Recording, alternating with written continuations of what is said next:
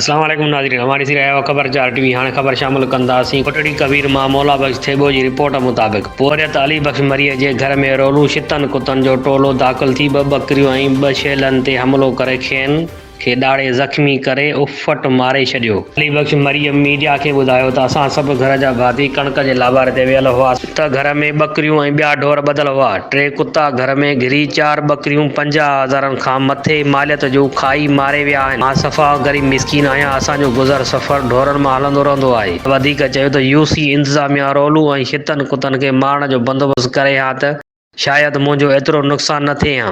हिन डीसी नौशरो फिरोज़ खे अपील कई त कुता मार मुहिम शुरू करे रोलू कुतनि खे मारे वधीक नुक़सानु थियण खां बचायो वञे।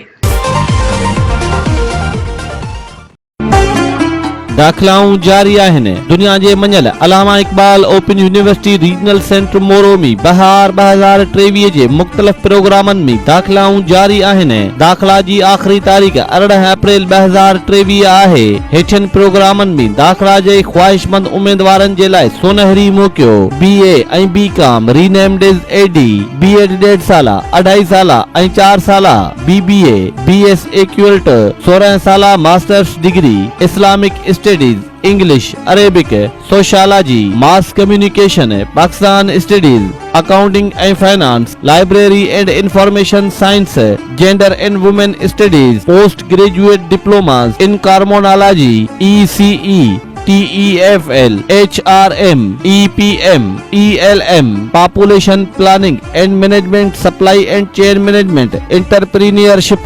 दाख़िला ऐं मालूमात जे लाइ विज़िट करियो असांजी वेबसाइट aiou.edu.pk या राब्तो कंदा 0307 37 38 570 0340 035 0180 या असांजे ऑफिस ईंदा Allama Iqbal open university regional campus वेझो दर्स बाईपास नेशनल हाईवे मोरो।